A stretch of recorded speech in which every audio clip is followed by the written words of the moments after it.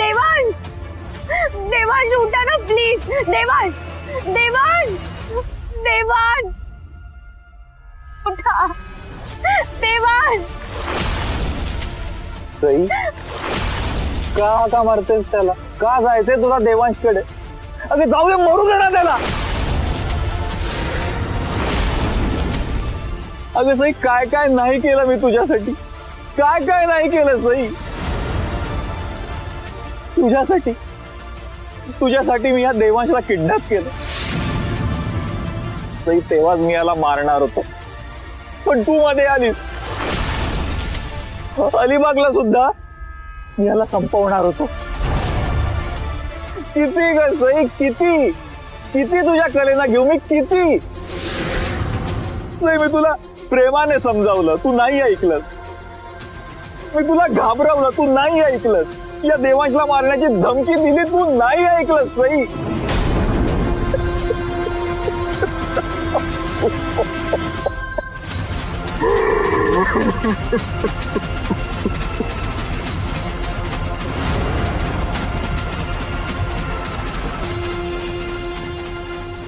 आता खूप झालंय सई. तुझी इच्छा असो नसो, तुला माझ्या बरोबर यावंच लागेल सई.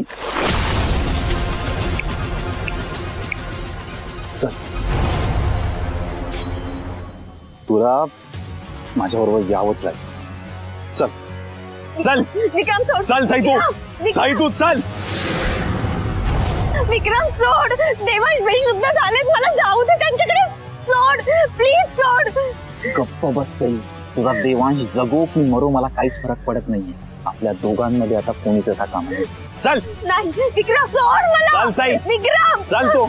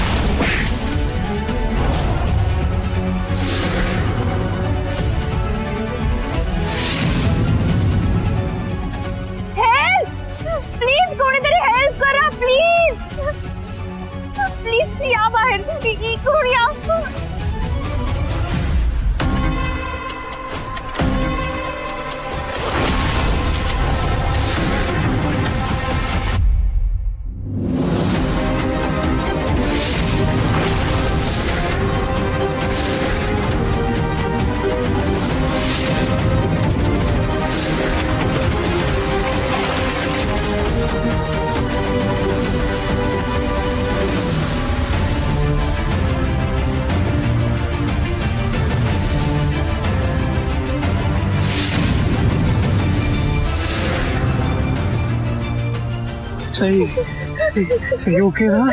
मी ठीक आहे पण तुम्हाला मला काही नाही झालंय. Don't worry, we are safe now. Devansh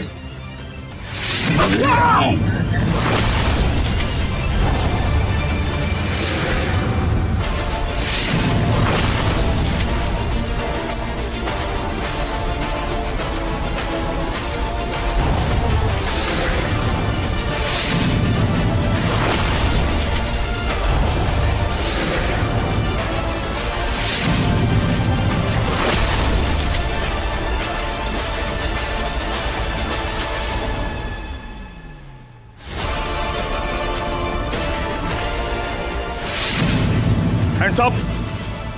चाकू फेक ना तर गोळ्या घालीन. ही तुला फायनल वॉर्निंग आहे. चाकू फेक. शेवटची वॉर्निंग आहे. फेक चाकू.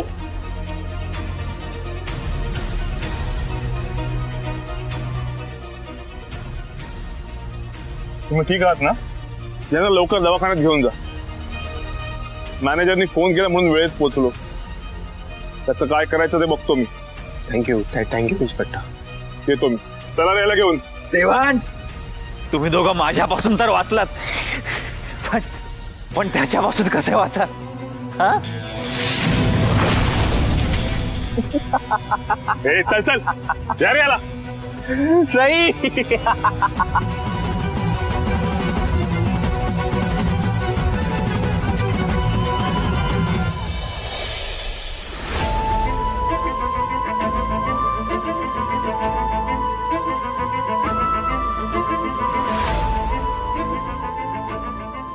देवांश, मला बोलायचंय तुमच्याशी. मला माहितीये विक्रमने आता जे काही सांगितलं त्यामुळे तुम्हाला खूप धक्का बसलाय, पण त्या सगळ्या मागे काय कारण होती हे एकदा ऐकून तरी घ्या ना. अजून पण मी तुमचंच ऐकून घ्यायचंय का साई?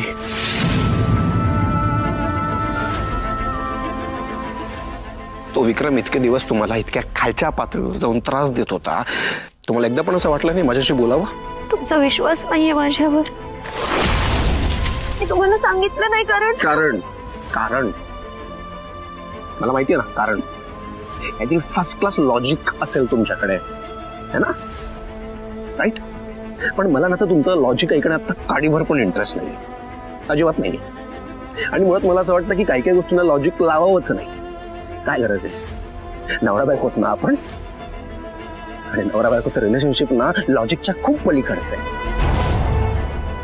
माझ्या लाईफ मधली ना प्रत्येक गोष्ट तुमच्या बरोबर शेअर करतो मी. प्रत्येक गोष्ट.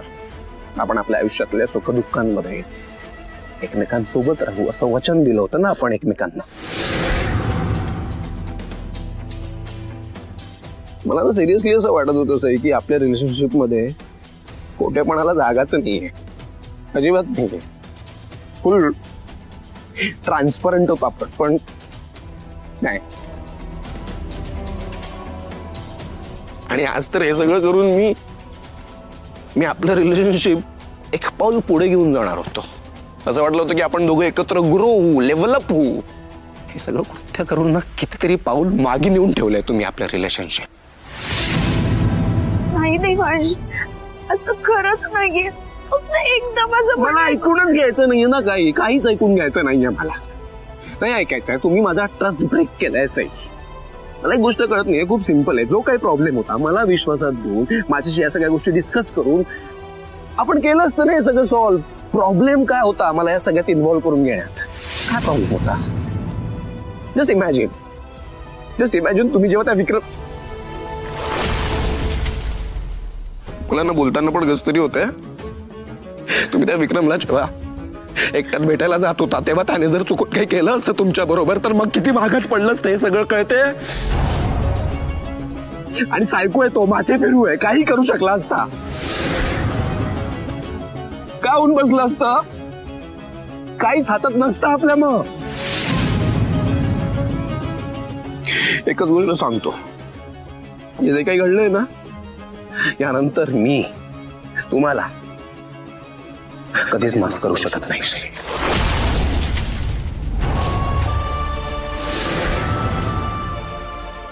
कधीच नाही. देवांश देवांश देवांश माझं ऐकून तरी घ्या प्लीज.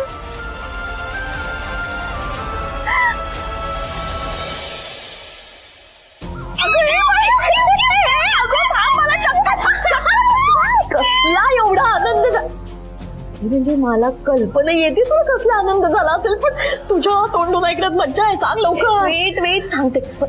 आत्या आणि पॉप्स कुठे आहेत ते सांगा. ते देवळात गेले कीर्तनासाठी. खूप वेळ त्यांना अजून. तू सांग बिंदास. हे काय अगं असा तो हिंदोळा बसला होता माझ्या समोर. हिंदोळा म्हणजे तो मी. एक मिनिट, तो असा म्हणजे गुडघ्यावर बसला होता. बाई सांग पुढे पुढे पुढे. सांगते. मग काय, मग त्याने असं माझ्या समोर रिंग आणली.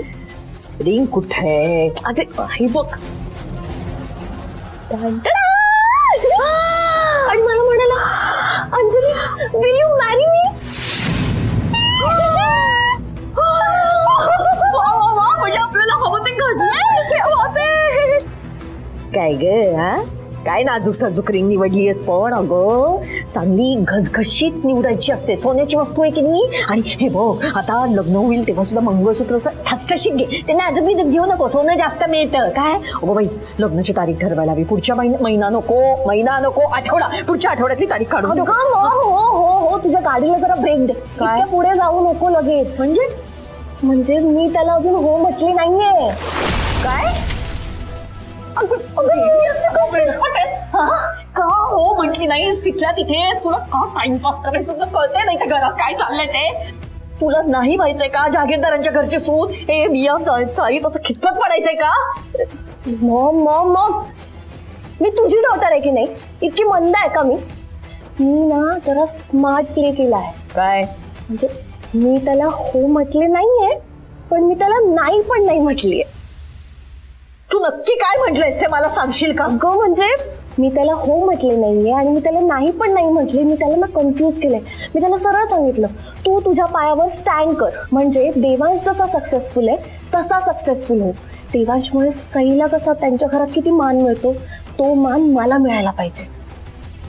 अगं तुला पण माहितीये ना, त्यांच्या घरात त्यालाच कोणी भाव देत नाही, तर मला काय भाव देतील? आणि तिकडे नुसतं सई देवांश एवढा जॉब चाललेला असतो घरात दिवस. अरे मठ मुली, तुला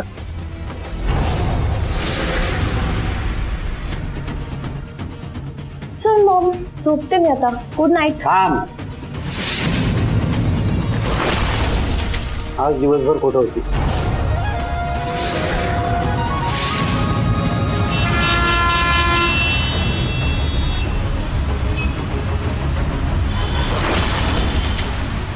व्हॅलेंटाईन्स डे आपण कोणाबरोबर सेलिब्रेट करतो? की ज्या व्यक्तीवर आपण प्रेम करतो अशा व्यक्तीबरोबर आपण सेलिब्रेट करतो. पण सईचं तर तुझ्यावर प्रेमच नाही.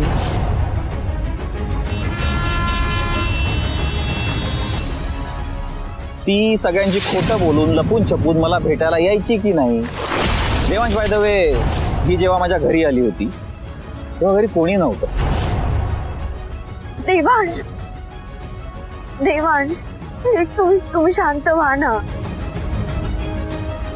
मला एकदा बोलायचा चान्स तरी द्या प्लीज. आणि तुला तर माहिती आहे ना की एक पुरुष आणि एक स्त्री तेव्हा घरात कोणी नसताना एकत्र असतात तेव्हा काय काय आहे. देवांश जरा हळू घ्या ना गाडी प्लीज. तुम्ही शांत व्हा ना. मला एकदा बोलायला चान्स तरी द्या प्लीज. माझं ऐका देवांश प्लीज.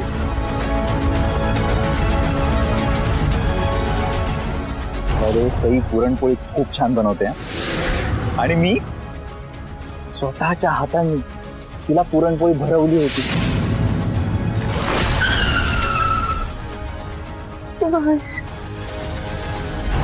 प्लीज एकदा फक्त माझं म्हणणं ऐकून घ्या ना प्लीज.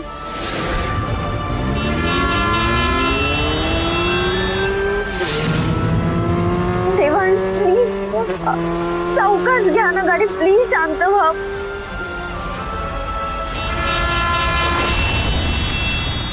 बाहेर गेले होते. हे सांगितलं होतं ना तुला, तुला बघायला मुलगा येणार आहे, घरातनं कुठेही बाहेर जाऊ नकोस. तरी गेलीस तू. मी पण तुम्हाला सांगितलं होतं ना की मला आता मॅरेज करायचं नाहीये. आणि मुळात तुम्ही कशाला उगाच स्ट्रेस घेताय? माझं काय आहे ना ते मी बघून घे. ओके? काय बघून घेणार आहेस ग तू? हा, तुला फक्त आणि फक्त स्वतःची किती काळजी आहे ना ते बघतोय मी. दिवसभर बोंबलत बाहेर फिरायचं, कुठली कामधंदे करायला नको तुला. अरे किती दिवस बापाच्या जीवावरती असे बाहेर फिरत राहणार आहेस तू?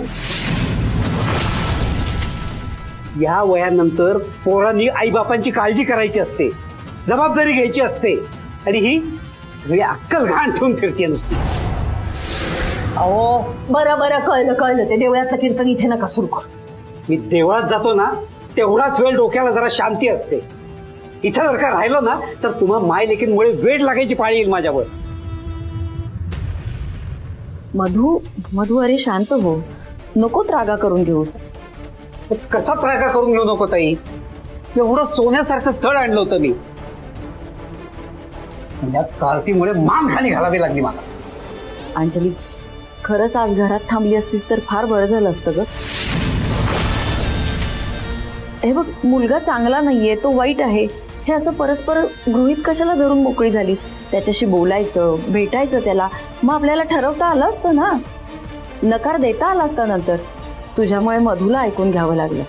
ए आत्या, तू उगाच ना मला ब्लेम करू नकोस.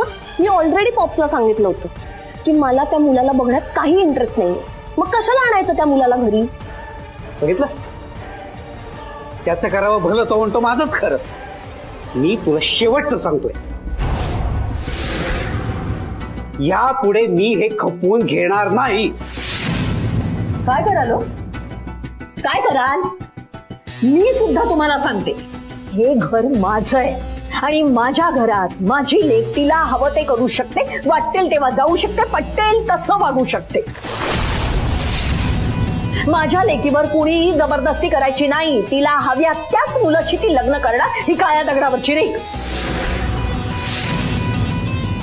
एक्झॅक्टली. आणि पॉप्स, तुम्ही आणलेल्या कुठल्याही फालतू भिकारड्या स्थळासोबत ना मी वेडिंग करणार नाहीये. ओके? आणि याच्यानंतर माझ्या वेडिंगसाठी स्थळ आणण्याची काहीच गरज नाही.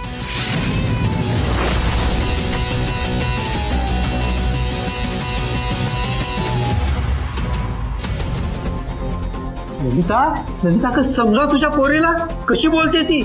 अगं मी तिच्या चांगल्या भविष्यासाठी. तुम्ही काय घडवणार तिचं भविष्य? तुम्ही माझा भूत, वर्तमान आणि भविष्य सगळ्याची माती केली आहे. आता माझ्या लेकीच्या भविष्याची माती करू नका. तुम्ही ना शांतपणे जाऊन ते देवळात कीर्तन ऐकत बसा, नाही तर स्वतः करत बसा. आलेच मोठे भविष्य घडवणारे. कुठल्या भाषेत सांगायचं या मायलेकींना? अजून कशी नाही आली ही दोघं? इव्हाना यायला हवी होती.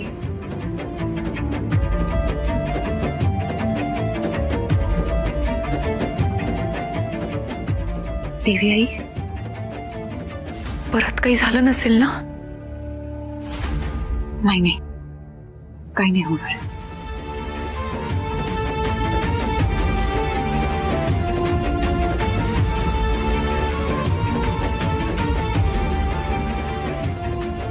पण एरवी उशीर झाला तर सई लगेच फोन करते.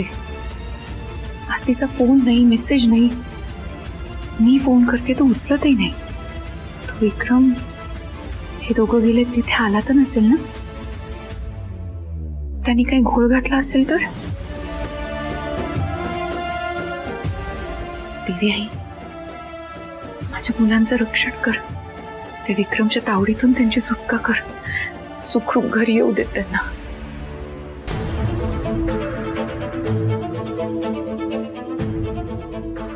देवा, अरे काय झालं? हे कसं लागलं तुला देवा? अरे काय झालं? काय किती उशीर झाला तुम्हाला यायला? देवा, अरे काय झालं मला सांग तरी. काय झालं? तू रडतेस का? अगं बाई, तुझ्या हाताला काय लागलं? हे काय झालंय सई, मला सांग ना. आई, देवच ना रागवलेत माझ्यावर. मी सगळं काही तुम्हाला उद्या सांगते. प्लीज, आता मला त्यांची समजूत घालायची. मी सगळं नंतर बोलते. प्लीज मला काय काय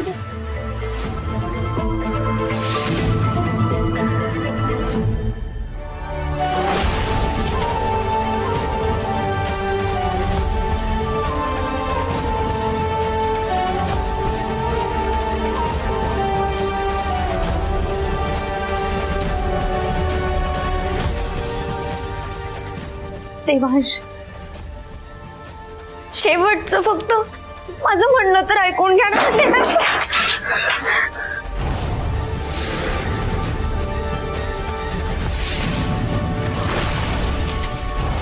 तुम्हाला गैरसमज होता ते एकदा फक्त माझं म्हणणं देवा.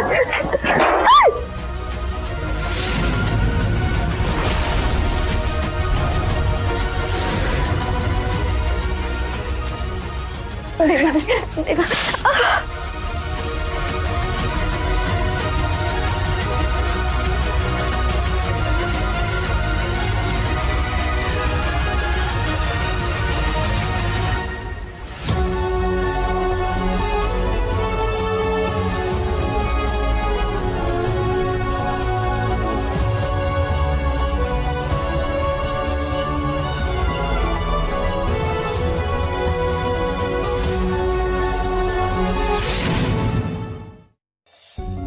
देवांश,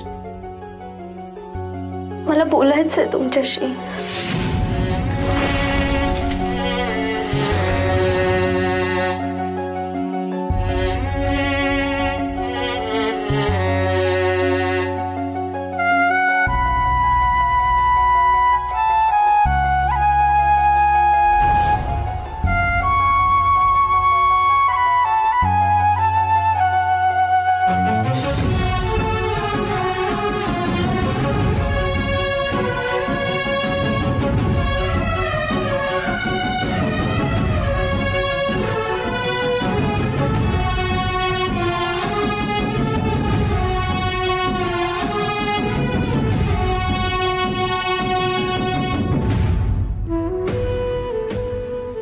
देवांश, मी विक्रमला एकट्यात भेटायला गेले का? आत्ता ना मला काहीच एक्सप्लेन करायचे कष्ट घेऊ नका तुम्ही, कारण मला आता तुम्ही काही एक्सप्लेन केलं तरी कळणार नाहीये.